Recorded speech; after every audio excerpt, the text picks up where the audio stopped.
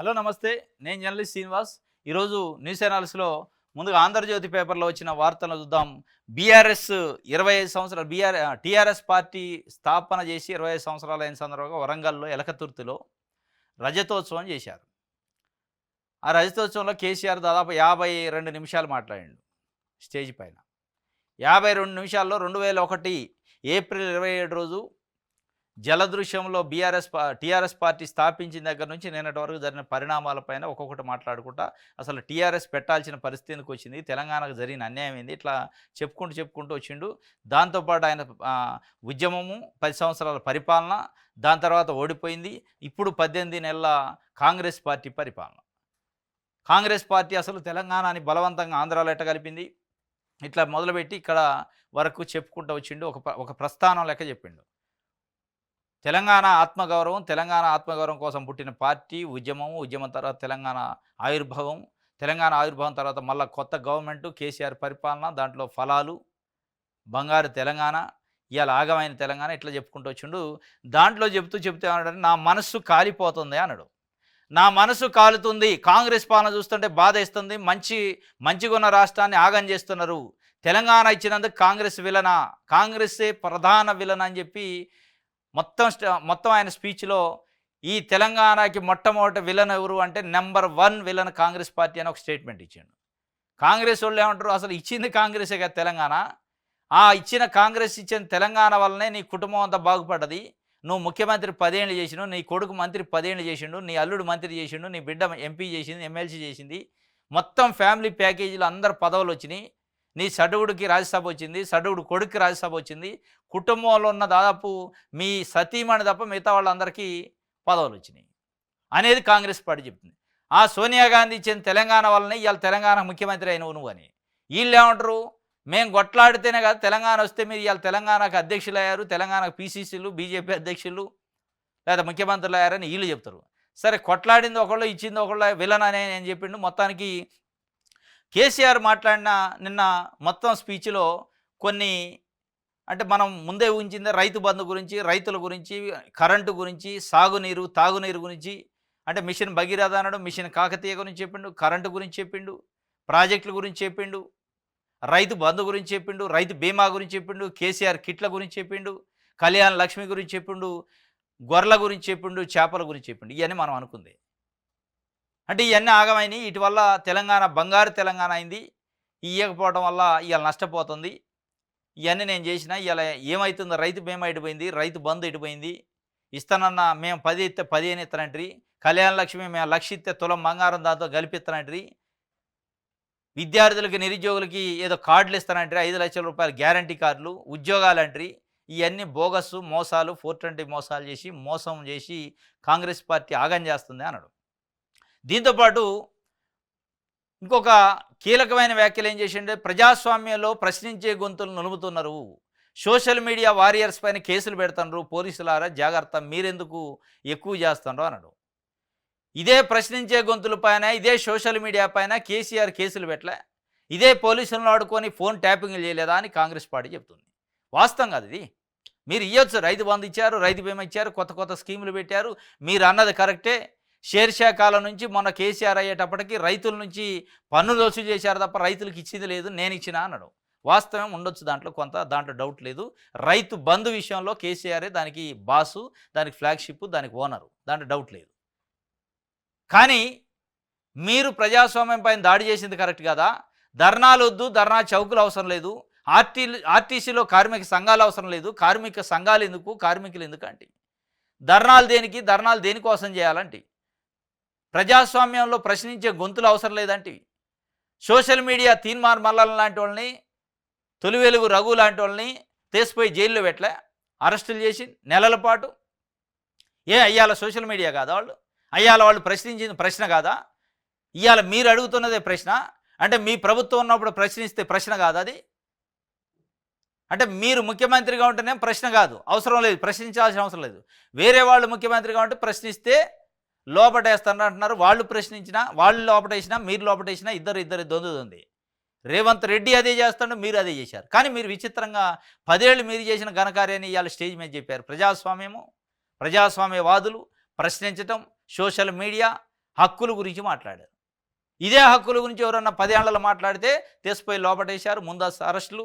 తెలంగాణ ఉద్యమం కోసం పోరాటం చేసిన కోదండరాం సార్ లాంటి ఇంటికి పోయి తెల్లారుజామున తలుపులు బద్దలు కొట్టి లోపలికి పోయిన దాఖలాలు ఏ ప్రజాస్వామ్యం చెప్పింది?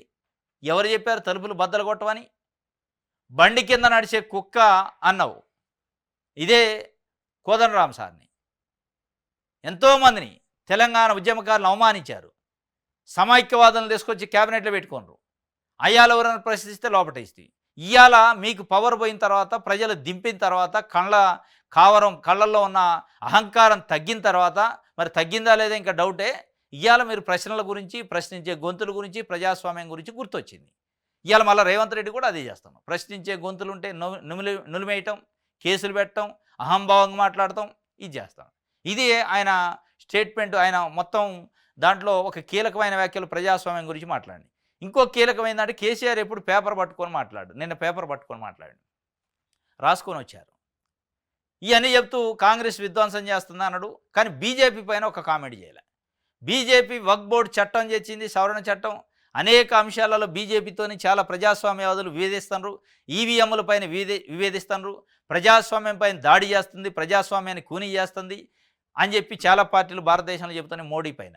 కానీ ఒక్కటంటే ఒక కామెంట్ చేయాల. ఈ ఛత్తీస్గఢ్లో జరిగే ఆపరేషన్ గురించి, కాగార్ ఆపరేషన్ తప్ప మిగతా విషయాలపైన కానీ రాష్ట్రం గురించి కానీ 11 ఏళ్లలో 11 పైసలు ఇవ్వలేదు, 11 రూపాయలు కూడా ఇవ్వలేదని ఒక మాట మాట్లాడింది. బడ్జెట్లో ఇవాళ 2 బడ్జెట్లు కేంద్రం ప్రవేశపెడితే 1 రూపాయి ఇవ్వలే, దాని గురించి మాట్లాడలే. బీజేపీ పైన ఎక్కడా కూడా డైరెక్ట్ అటాక్ లేదు, ఓన్లీ కాంగ్రెస్ పార్టీ పైన చేసిండు. ఇప్పటికే కాంగ్రెస్ పార్టీ బీజేపీ బీఆర్ఎస్ ఒకటే అని చెప్తున్నాయి. అదే విషయాన్ని మొన్న ఎమ్మెల్సీ ఎన్నికలు ఇక్కడ స్థానిక సంస్థలు హైదరాబాద్ జరిగితే కూడా బీజేపీ ఏమో కాంగ్రెస్ బీఆర్ఎస్ ఒకటై బీజేపీని ఓడించిన ఎంఐఎం ఒకటై అని చెప్పారు. ఇట్లా కేవలం కాంగ్రెస్ పార్టీ నాయకత్వం, ఉద్యమ పార్టీ వీటి గురించి మాట్లాడిన తప్ప దేశ రాజకీయాలపైన మాట్లాడాలి. అసలు టీఆర్ఎస్ నుంచి బీఆర్ఎస్కి ఎందుకు మారింది? భారత రాష్ట్ర సమితి అంటే భారతదేశంలో రాజకీయాలు చేస్తా, జాతీయ రాజకీయాలు అంటే దాని గురించి ఒక్క మాట మాట్లాడాలి. ఒరిస్సాలో శాఖ అన్నాడు, మహారాష్ట్ర అన్నాడు, ఇటు చాలా రాష్ట్రాల్లోనే కర్ణాటక అన్నాడు, చాలా రాష్ట్రాల్లోనే పోయి పార్టీలు పెడతా, ఇది పెడతా, అక్కడ వెళ్తాను ఇక్కడ వెళ్తాను, ఒక్క మాట మాట్లాడాలి దాని గురించి. జాతీయ రాజకీయాలు పోయినాయి, జాతీయ పార్టీల పైన కాంగ్రెస్ తప్ప బీజేపీ పైన మాట్లాడలేదు. ఇది ఆయన మొత్తం ఎపిసోడ్లో మాట్లాడిన దాంట్లో కాగితాలు పట్టుకొని మాట్లాడిన మొట్టమొదటిసారి. కాకపోతే మొత్తానికి బీఆర్ఎస్ పార్టీలో ఒక జోష్ అయితే నింపిండు. మళ్ళా వచ్చేది మన ప్రభుత్వమే, రాసి పెట్టుకోండి పోలీసులారా, డైరీలో రాసుకోండి, బీఆర్ఎస్ పార్టీ రాబోతుందని చెప్పి అంటే ప్రజల్లో ఒక నాడిని మొత్తానికి ఆయన సక్సెస్ అయింది. ఎక్కడ అంటే ఇలా కాంగ్రెస్ పార్టీ ప్రభుత్వం ఏర్పడి 18 నెలలు అయిన తర్వాత ప్రజలు ఏం మాట్లాడుకుంటున్నారో, ప్రజల ఆవేదన అసంతృప్తి ఏముందో దాని గురించి మాట్లాడండి. ఇలా లిటరల్గా గ్రామాలలో రైతులు మాట్లాడుకుంటున్న పదాలనే కేసీఆర్ మాట్లాడండి, అక్కడ సక్సెస్ అయింది. అది రైతులు ఇవాళ ప్రభుత్వాన్ని నిలదీస్తుంది, అడుగుతుంది, అసంతృప్తి వ్యక్తం చేస్తున్న అంశాలను కేసీఆర్ సృష్టించింది కాబట్టి అక్కడ కొంత మెచ్చుకున్నారు తెలంగాణ సమాజం. కాకపోతే ఎక్కడ ప్రజాస్వామ్యమో ప్రశ్నించే విషయాల్లో అయితే మెచ్చుకోలేదు. కానీ రైతులకి ఇవాళ జరుగుతున్న నష్టం, వడ్ల కొనుగోలు కానీ, రైతు భరోసా కానీ, రైతు బంధు కానీ, రైతు బీమా కానీ, కళ్యాణ లక్ష్మి కానీ, ఇందిరమ్మ ఇళ్ళు కానీ, వీటిపైన చాలా పెద్ద ఎత్తున అసంతృప్తి స్టార్ట్ అయింది. అసంతృప్తి గురించే కేసీఆర్ సృష్టించిండు. ప్రజాక్షేత్రంలో ఏదైతే మాట్లాడుకున్నారో ప్రజల గొంతుగా మాట్లాడి, దాంట్లో డౌట్ లేదు. ఇంకోటి అసెంబ్లీకి కూడా వచ్చే విషయం పైన మాట్లాడిండు. అసెంబ్లీకి నేను రాలేదు అంటున్నారు. చిన్న పిల్లలను పంపిస్తేనే వాళ్ళకి సమాధానం చెప్పలేని పరిస్థితులు వాళ్ళు ఉండరు. నేను వస్తే తట్టుకుంటారా ప్రభంజనం ముందు? నన్ను ఆపగలరా? ఇక నేను ఆగను, ఇక బరిగీసి కొట్లాడతా, 18 నెలలు టైం ఇచ్చినా చాలిగా అని చెప్తుండు. మరి ఏం కొట్లాడతారో చూడాలి. మరి ఇప్పటికైనా కాంగ్రెస్ పార్టీ ప్రభుత్వం కళ్ళు తెరిచి ఏ విషయాలలో మనం ఎక్కడ లోటుపాటు చేస్తున్నాం, ఎక్కడ అసంతృప్తికి గురయ్యారు ప్రజలు, వాటిని సరిచేసే కార్యక్రమం ఏమైనా చేస్తారా? చేయకపోతే మటుకు బుగ్గిపాలవుతారు, దాంట్లో డౌట్ లేదు. కేసీఆర్ చెప్పిన అంటే కేసీఆర్ ప్రభుత్వం పైన విమర్శించిన విమర్శల్లో చాలా నిజాలే ఉన్నాయి, విమర్శల కంటే కూడా.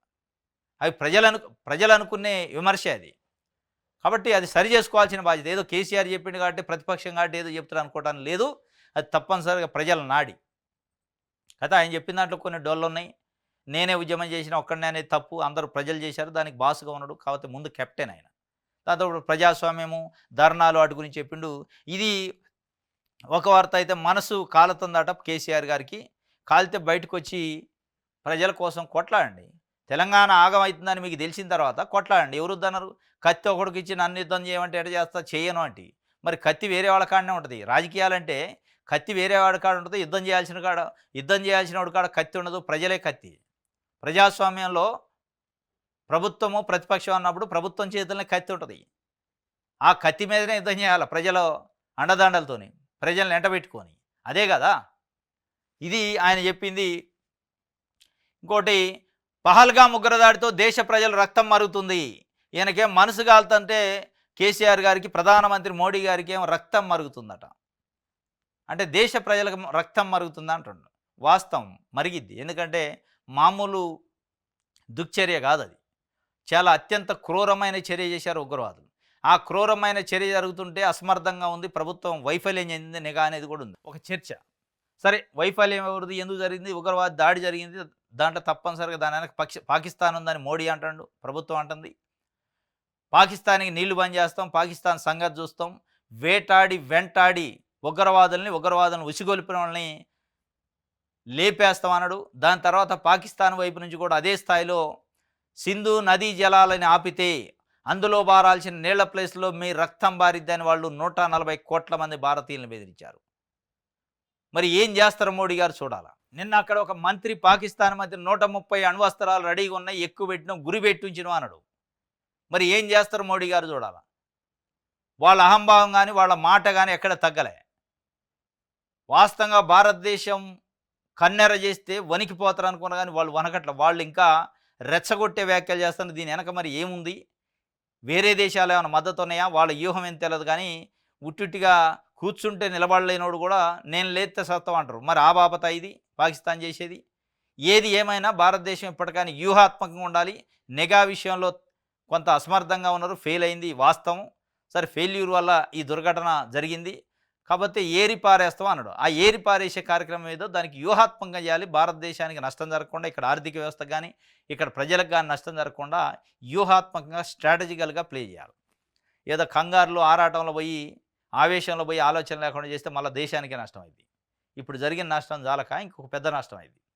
కాబట్టి వాళ్ళు సింధు నదిలో రక్తం బారటం ఏందో, ఆ 130 అణ్వస్త్రాల సంగతి ఏందో తేల్చాల్సింది మోడీ గారు ఇవ్వాలి. రక్తం అయితే మరుగుతుంది జనాలది వాస్తవం. కానీ వాళ్ళు ఆ ఉగ్రదాడి ఏదైతే చేశారో దానికంటే కూడా వాళ్ళు పాకిస్తాన్ చేస్తున్న స్టేట్మెంట్లు చూస్తే ఇంకా రక్తం మరిగేటట్టుంది. రక్తం బారటం ఏంది? అణ్వస్త్రాలు ఎక్కువ పెట్టడం ఏంది? అంటే అంటే నువ్వు 130 అణ్వస్త్రాలు ఎక్కువ పెడితే ఇక్కడ చేతులు కట్టుకొని కూర్చుంటారు. ఇక రాయ కాలు అంటారు.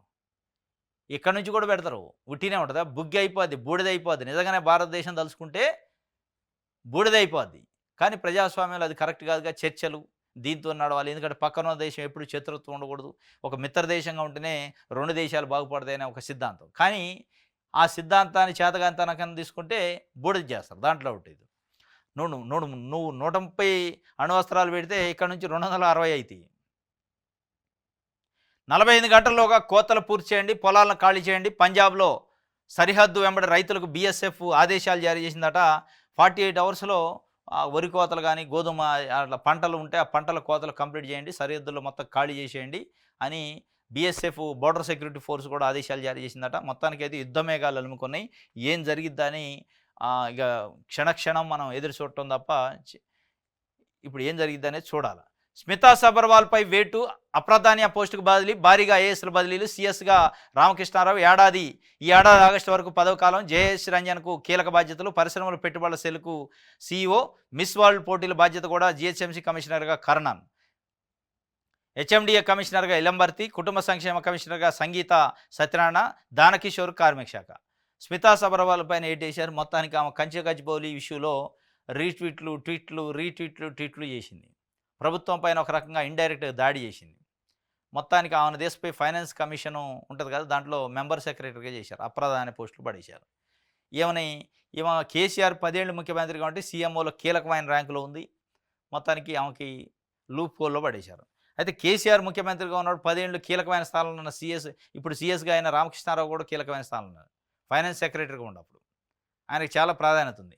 కానీ ఆయన తీసుకొచ్చి పెట్టుకుంటూ మరి సీఎస్గా ఆగస్టు వరకు పదవి కాలం ఉంది.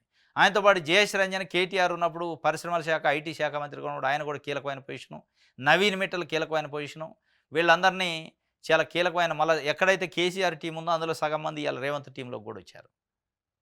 మరి ఇది నిన్న ఐఏఎస్లకు సంబంధించి స్మితా సబర్వాల్ పైన అయితే ఏటు పడ్డదట. ఇది ఆంధ్రజ్యోతికి సంబంధించి. సాక్షి చూద్దాం. కాంగ్రెస్ అన్నిట్లోనూ ఫెయిల్ అయింది, మంచిగున్న తెలంగాణను ఆగం చేశారు, డేట్ ఫిక్స్ చేయండి, అసెంబ్లీకి రండి అని కాంగ్రెస్ వాళ్ళు చెప్తున్నారు. కాంగ్రెస్ అన్నింటిలోనూ ఫెయిల్ అయింది, మంచిగున్న తెలంగాణ ఆగం చేసింది అని కేసీఆర్ చెబుతుంటే డేట్ ఫిక్స్ చేయండి, అసెంబ్లీకి రండి, కేసీఆర్ వ్యాఖ్యలపై మంత్రి పొంగులేటి శ్రీనివాసరెడ్డి సవాలు. బీఆర్ఎస్ అధినేతపై ధ్వజమెత్తిన మంత్రులు జూపెల్లి, పొన్నమ్మ, సీతక్క. మీరు ధ్వజమెత్తుతారా, సవాలు ఇస్తారా పక్కన పెడితే ఇక డేట్ ఫిక్స్ చేసేది ఏంది, ఇక అసెంబ్లీకి రావటం ఏంది? యాడికి వచ్చినా అదే కదా ఆయన చెప్పేది. రైతు బంధు విషయంలో ఫెయిల్ అయ్యారా, పాస్ అయ్యారా ప్రజలు అనుకున్న దగ్గర కేసీఆర్ చెప్పిండు. రైతు బీమా విషయంలో, కళ్యాణ లక్ష్మి విషయంలో, ఇందిరమ్మ ఇళ్ల విషయంలో, మిషన్ కాకతీయ విషయంలో, పంటలకు నీళ్ళు ఇచ్చే విషయంలో మీరు ఫెయిల్ అయ్యారా, పాస్ అయ్యారనేది కేసీఆర్ చెప్తే మీరు ఉలిక్కిపట్టం కాదు, ప్రజల నాడిని చెప్పిండు ఆయన అనేది ప్రజలు అనుకుంటున్నారు. ప్రజలు ఏ విషయాల్లో ఇవాళ అసంతృప్తి ఉన్నారో అదే విషయాలను ఆయన చెప్పిండు. మీరు దాన్ని జీర్ణించుకోలేక సరి చేసుకునే ప్రయత్నం, మళ్ళీ సవాల్ ఏముంది అందులో? మళ్ళీ అసెంబ్లీకి వచ్చినా అదే అడిగేది ఆయన. ఇక మళ్ళీ మీరు ఆయన ఒకటి మాట్లాడుకోవడం తప్ప ప్రజలకు ఒరిగేది లేదు. ఇవాళ కేసీఆర్ మాట్లాడిన మాటలు ప్రజల నుంచి వచ్చిన, ప్రజల గొంతు నుంచి వచ్చిన మాటలే కాబట్టి వాటిని సరి చేసుకునే ప్రయత్నం చేయండి. ఎక్కడ రైతు భరోసా విషయంలో మనం లోపాలు చేస్తున్నాం, రైతు రుణమాఫీ విషయంలో ఏం మోసాలు చేస్తున్నాం, కళ్యాణ లక్ష్మి విషయంలో ఏం చేసినాం, ఇట్లా ఒక్కొక్కటి మీరు అంశాల వారిగా రివ్యూ చేసుకోవాలి తప్ప నువ్వు మళ్ళీ సవాల్ ఇసిరితే బోల్తా పడతారు. ఏముంది సవాల్ ఇస్తారు అందులో? జరుగుతుంది వాస్తవం, జరిగే విషయాలనే ప్రజలు అనుకుంటున్న విషయాలనే ఆయన చెప్పిండు, కొత్తగా ఏం చెప్పలే. 2 గంటల సభ కోసం ఎక్కడిది డబ్బు, ఏ కమిషన్లతో వచ్చిన ధనమో బీఆర్ఎస్ చెప్పాలని చామల కిరణ్ కుమార్ రెడ్డి చెప్తుండు. 2 గంటల సభ ఎవరిదైనా 2-3 గంటలు ఉంటాయి సభలు, అందరూ అదే రేంజ్లో పెడతారు. సభలకు డబ్బులు ఏడాది నుంచి వస్తాయనేది రాజకీయ నాయకులు చెప్పాలి, బయటికి ప్రజలకు చెప్పాలి, మీరు అందరు కలిసి మీరు చెప్పాలి, ఆయన చెప్పాలి. మీరు తుక్కుగూడలో సభ పెట్టారు ప్రతిపక్షంలో ఉన్నప్పుడు, అది 2 గంటల సభే. ఈ వాటి గురించి కాదు, ప్రజల విషయాలు మాట్లాడండి. ఎక్కడి నుంచి డబ్బులు వచ్చినాయి ఈ కాదు మాట్లాడాం. ప్రజలకి మేము ఏం చేస్తున్నాం, మీరు ఏం చేస్తున్నారో చెప్పండి. ఆయన ఏం చేయలేదు, మీరేం చేస్తున్నారో కొత్తగా చేస్తే అది చెప్పాలి తప్ప ఆ డబ్బులు ఎక్కడి నుంచి వచ్చినావు. అది తండ్రి కొడుకుల సభట Chenagani Dayakar PCC spokesperson అంటుండు. అంటే తండ్రి అంటే కేసీఆర్, కొడుకు అంటే కేటీఆర్. దిశ చూద్దాం. తెలంగాణకు తెలంగాణకు విలన్ నెంబర్ 1 కాంగ్రెస్ మాత్రమే, బలవంతంగా రాష్ట్రాన్ని ఆంధ్రాలో కలిపారు. 11 ఏళ్ల రాష్ట్రానికి 11 రూపాయలు ఇవ్వని కేంద్రం, ఆపరేషన్ కగార్ ఆపాలి, మావోయిస్టులతో చర్చలు జరపాలి. దీంట్లో కేసీఆర్ 52 నిమిషాల స్పీచ్లో దాదాపు 25 నిమిషాలు పాత కథ చెప్పిండు. తెలంగాణకు విలను అదే కలిపింది, తీసింది, 69 ఉద్యమం, మళ్ళా పార్టీ పెట్టింది, పార్టీ పెట్టిన తర్వాత కొట్లాడింది, ఇవన్నీ పాత విషయాలు. పిరికెడ మందితో నేను బయలుదేరిన, బక్కోడే, మగల పుట్టింది, పొగలవాది, ఇవన్నీ పాత డైలాగులు, కొత్త ఏం లేదు. కొత్తగా మాట్లాడింది ఏంటంటే రైతులు ఇవాళ మాట్లాడుకుంటున్న విషయాలు మాట్లాడిండు. కొత్త విషయాల్లో ఆయన నోటికి, ఆయన క్యారెక్టర్కి, ఆయన పర్సనాలిటీకి గిట్టని ప్రజాస్వామ్యం గురించి, ప్రశ్నించే గొంతుల గురించి మాట్లాడిండు. కేసీఆర్ మనసంతా విషం ఉందట, అందుకే కాంగ్రెస్ను విలన్గా చూపే ప్రయత్నం చేశారు. ధనిక రాష్ట్రాన్ని 8 లక్షల కోట్లు అప్పుల పాలు చేశాడు. మేము ఇబ్బంది పెట్టాలనుకుంటే బీఆర్ఎస్ సభ జరిగేది కాదని మంత్రి పొంగులేటి చెబుతుండు. కేసీఆర్ ఇంట్లో సోదాలు చేస్తే 1000 కోట్లు దొరుకుతాయి అని జూపల్లి చెప్పిండు. ఎందుకు చేయట్లేదు మరి సోదాలు? చెయ్యండి, ఎవరు వద్దన్నారు? కేసీఆర్ కడుపు నిండా విషం పెట్టుకుండట. ఆయన నా మనసు కాలుతుందా అంటాడు. మరి ఆ విషం ఉంటానే కాలుతుందేమో మనసు. విషం పెట్టుకొని కాంగ్రెస్ పైన విషం కక్కిండు. కాంగ్రెస్ పైన విషం కక్కే దాంట్లో కాంగ్రెస్ పార్టీ మొదటి ముద్దాయి విలను ఏది తెలంగాణకి అని చెప్పిండు. మరి ఆ మొదటి ముద్దాయి విలన్ అయిన తర్వాత కాంగ్రెస్ పార్టీ అధ్యక్షురాలు సోనియా గాంధీ గారు ఉన్నప్పుడు యూపీఏ చైర్పర్సన్గా కుటుంబ సమేతంగా పోయి ఆమెని అభినందించి తెలంగాణ ఇచ్చినందుకు కృతజ్ఞతలు తెలిపి వచ్చారు. మరి ఆ విలన్ పార్టీకి ఎందుకు చెప్పారనేది కేసీఆర్ కూడా చెప్పాలి ఇవాళ సమాధానం. కేసీఆర్ విలనే అయినప్పుడు, కేసీఆర్ అంటున్న కాంగ్రెస్ పార్టీ విలన్ అయినప్పుడు ఆ విలన్కి సంబంధించిన పార్టీకి ఎందుకు నువ్వు పోయి శాలువాలు కప్పినావు, ఎందుకు కృతజ్ఞతలు తెలిపిన అనేది కూడా చెప్పాలా, కానీ చెప్పడు.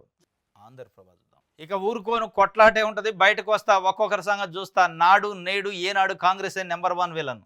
ఇక ఊరుకోడాట, కొట్లాడతారట. ఇక ఫామ్ హౌస్ వదిలి పెడతారట, మొత్తం బయటనే తిరుగుతారట. ఒకళ్ళ సంగతి చూడరు, ఒకళ్ళ సంగతి చూడొద్దు. ప్రజల గురించి ఏమైనా ఉంటే కొట్లాడండి. మీరు యుద్ధానికి కాదు పోయేది, ప్రజల పక్షాన మాట్లాడటానికి పోతున్నాం. ఒక్కొక్కళ్ళ సంగతి బయటకు వస్తా, ఒక్కొక్కరి సంగతి చూస్తా అంటాడు. సంగతులు వద్దు, ప్రజల సంగతి చెప్పండి ప్రభుత్వానికి. ప్రజల సంగతిని, ప్రజల సమస్యల్ని ప్రభుత్వం దృష్టికి తీసుకుపోయి ప్రభుత్వాన్ని క్వశ్చన్ చేసే ప్రయత్నం చేయండి. కానీ ఇది ఒక వార్త. అయితే పోలీసులు ఓవర్ యాక్షన్ చేయొద్దు, వచ్చేది 100% బీఆర్ఎస్ ప్రభుత్వమే, డైరీలో రాసుకోండి, ప్రశ్నిస్తే పేదలపై కేసులు పెడుతున్నారు, భరాసా కార్యకర్తలు భయపడద్దు, మీకు అండగా నేనుంటా, వచ్చేది మనమే. పోలీసుల గురించి, పోలీసులు చేసే ఓవర్ యాక్షన్ గురించి, పోలీసులు చేసే ట్యాపింగ్ గురించి, పోలీసులతో మీరు చేయించిన 10 ఏళ్లలో చేసిన దమనకాండ గురించి, అరెస్టుల గురించి, ముందస్తు అరెస్టులు, కోదండరామ్ గారు లాంటి ఇంటికి పోయి మొత్తం తలుపులు బద్దలు కొట్టి చేసిన ఘనకార్యాల గురించి మళ్ళీ మీరు చెప్పాలా? ప్రజలు తెలవదా? విషం గక్కిండట కేసీఆర్, విషం గక్కిన కేసీఆర్ అంటున్నాడు.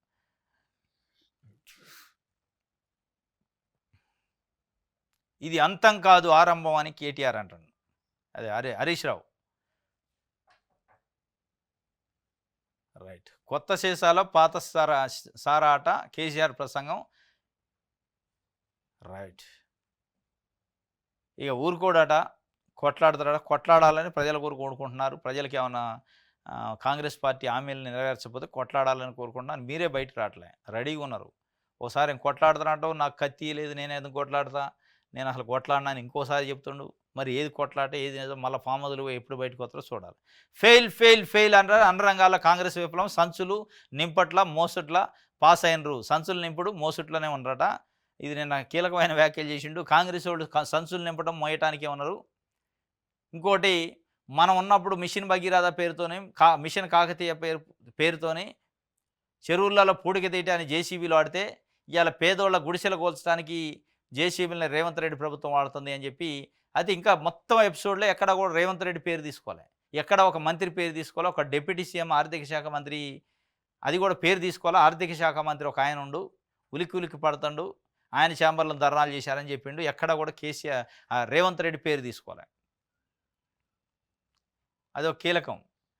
అందుకే రేవంత్ రెడ్డి కూడా బయట వచ్చి మాట్లాడకుండా మంత్రులతో మాట్లాడించిండు. రేవంత్ రెడ్డి ఇంటి దగ్గర వీళ్ళు మాట్లాడింది ఏది, జూపల్లి సీతక్క, పొంగులేటి శ్రీనివాసరెడ్డి, పొన్నం ప్రభాకరు వీళ్ళతో మాట్లాడించింది తప్ప ఆయన వచ్చి మాట్లాడలే. వెలుగు పేపర్ ఇక ఊకోను బయలుదేళ్తా అంటుండో, బయలుదేరాలని కోరుకునేది. హరిరామ్ ఆస్తులు 300 కోట్ల పైన అంటే, నిన్న 500 కోట్లు అన్నారు, తగ్గినట్టుంది 300 కోట్లు, కొన్ని 100 కోట్లు అని రాసినాయి. ఇప్పుడు డాక్యుమెంట్ల ఆధారంగా లెక్కగా గడుతున్న ఏసీబీ బినామీల పేర్లతో ఆస్తులు, బ్యాంకులలో లాకర్లు, చెంచిలగూడ జైలుకు హరిరామ్ తరలింపు, ఆయన భార్య పైన అక్రమ ఆస్తులు కేసు పెట్టే ఛాన్సు. హరిరామ్ ఆస్తులు ఎంతుంటే అసలోళ్ళ ఆస్తులు ఎంత ఉండాలి? ఇంకా ఈ కాళేశ్వరం, మేడిగడ్డ, అన్నారం, సుందిళ్ళ నిర్మాణానికి సంబంధించి, చాలా రిజర్వాయర్ నిర్మాణానికి సంబంధించి, మల్లన్న సాగరు, కొండపోచమ్మ, వీటన్నిటికి సంబంధించిన నిర్మాణాలు చాలా జరిగినాయి. మరి ఉట్టి హరిరామ్ ఈఎన్సీకి ఉన్నాయని 300 కోట్ల ఆస్తులు సంపాదితే, దీని వెనక్కున్న రాజకీయ వ్యూహకర్తలు, రాజకీయ నిర్ణయాలు తీసుకున్న, గవర్నమెంట్ పరంగా పాలసీ డెసిషన్స్ తీసుకున్న, అడ్మినిస్ట్రేటివ్ పర్మిషన్లు ఇచ్చిన, నిధులు విడుదల చేసిన వ్యక్తుల ఆస్తులు ఎంత ఉంటాయో ఊహించాలి. వాటన్నిటిపైన చేయాలి. ఉత్త హరిరామ్ను పట్టుకొని హరిరామ్ అని ఊగితే కాదు. ఇది ఈరోజు న్యూస్ ఛానల్స్. రేపు తాజా వార్తలతో తిరిగి కలుసుకుందాం. Thank you.